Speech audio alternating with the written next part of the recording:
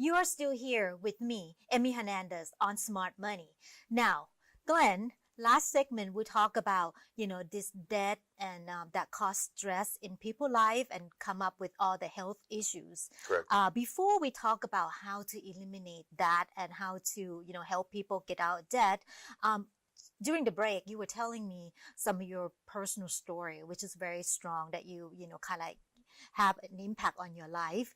I think, the audience or the viewer probably have benefit of that too. Why don't you illuminate that a little bit? I think the whole genesis of me becoming a speaker and a writer and an author and now a filmmaker stems from when I was 20 years old. I walked into my mother's room and found my mother dead. And she had been dead for a couple of days. My mother, Nancy, was only 51 years old, which is nothing short of absurd. She died of a stroke.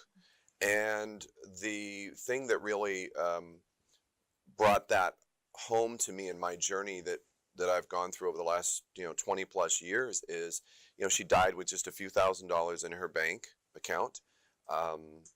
She was a divorced single mother and working her way through college to get her degree, and she rented a room. She used to be a homeowner when she was married, obviously, to my father. And so to be renting a room at the age of 51 and only have a few $1,000s and struggling, and the stress and the anxiety that I know showed up and manifested in her body, what does that mean?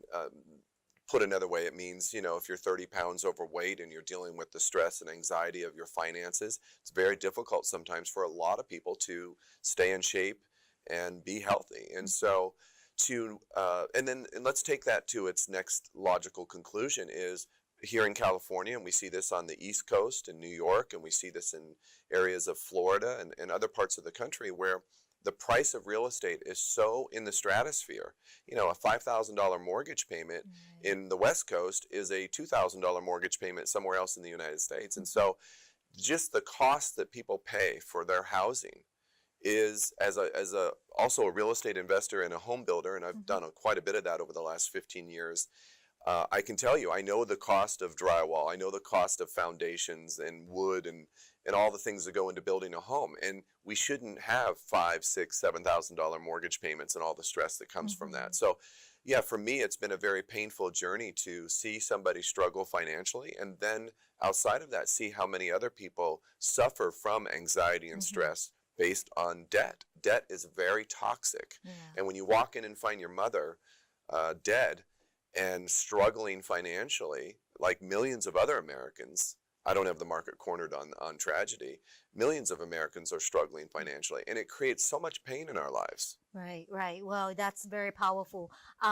That's true. It hit home, but especially here in California, because like housing, it's costs a lot of money, but people are in debt because, somehow for the good reason, like, you want to have a good credit score, right? Right, a good FICO score, yep. Whether you're going to go build your own business or even get employment these days, they check your credit too. So it's horrible. If you have bad credit, sometimes you cannot get employed. Well, so yeah, basically, you have to maybe have a good debt, like a mortgage debt, to kind of build up credit history. But I know that you have an opinion on the FICO score I as have a well. huge opinion on FICO scores. Yes, so here is my opinion. First of all, we are not our FICO score. And so we get very attached in the journey of our lives when we're in our 20s and 30s to our self-esteem is derived on, do I have a 700 FICO score? Do I have a 550 FICO score? And if I somehow don't have a really good FICO score, a good credit score, I'm not a winner. That's our culture and our society, and there's something very, very tragic about that. We are not our FICO score. Yes, a FICO score helps us in securing an automobile payment. I don't believe that it should be defining us to whether it helps us gain employment. That to me is wrong. And yet employers are using our FICO scores against us to somehow pass a judgment on whether we're a good human being, whether we are capable and responsible. And that's just not a compassionate way of looking at the struggle. Life in the United States is very complex, financially and otherwise, and we are absolutely not our FICO score. Look at all the people during the Great Recession of 2008. Millions, 5.3 million people lost their home, filed bankruptcy, had to go into foreclosure.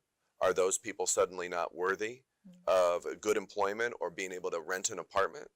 And is your FICO score somehow define you as whether you're a good person or a bad person? And the answer is no. Yeah, And of so it's course not. absurd. Yeah, But what I'm speaking to, I don't mean to interrupt you, but what I'm speaking to is how we as individuals define ourselves and our self-worth as, oh, I'm a winner, I'm successful, I've got a 700 FICO score. And there's nothing further from the of truth. course, I agree with you on that, we are not the FICO score, but, with the standard in the society, if you fit in, so that's kind of like a one factor, okay? It's not everything. Right. What I'm trying to say is also working in the financial industry, I know that this becomes something important, so I try to help my client to build that. In a way, like people who have make mistake, everyone can make mistake. You have bad FICO score, it's not because of you're a bad person. But maybe some financial mistake that you had made. Sure. Somehow along the way, right? 2007, 2008, maybe you make a mistake on investment. You didn't really carefully look at your situation before you jump into something. And as financial advisor, that's why I've been telling my client or prospective client that, hey, before you do anything, sit down with the professional, take a look at all the situation first to see whether you can afford it. Right. Before you buy something, ask yourself where you can afford it. It's Right. not the FICO score, but you have to look at your own personal finances to see before you can jump into something. Well, I'll give you an example. I mean, obviously, we know that wisdom comes from the teachable moments in our lives, and usually those are the tragedies and the setbacks and the failures. Right. So given that that's the foundation of where our knowledge comes from and through age and experience, but, a great example of maintaining a FICO score or building one up to your benefit is a secured credit card. I mean, you can go out and get a secured credit card for $300. It's a wonderful way to instantly build your FICO score, move it up quite a bit. And yet, I guess what I'm speaking to is, yes, it's important to have a FICO score so we can get through life and mitigate the things that we need to acquire, whether it's an apartment or a car, affordable car, of course. But it doesn't have to define us through our self-esteem, and oftentimes our credit score does. But a secured credit card is a wonderful vehicle for people to start over with and build their FICO score. I'm a big proponent of the financial industry and financial professionals, financial planners. I think you guys play a very important role in helping people go through life and protect their assets and grow their money as well.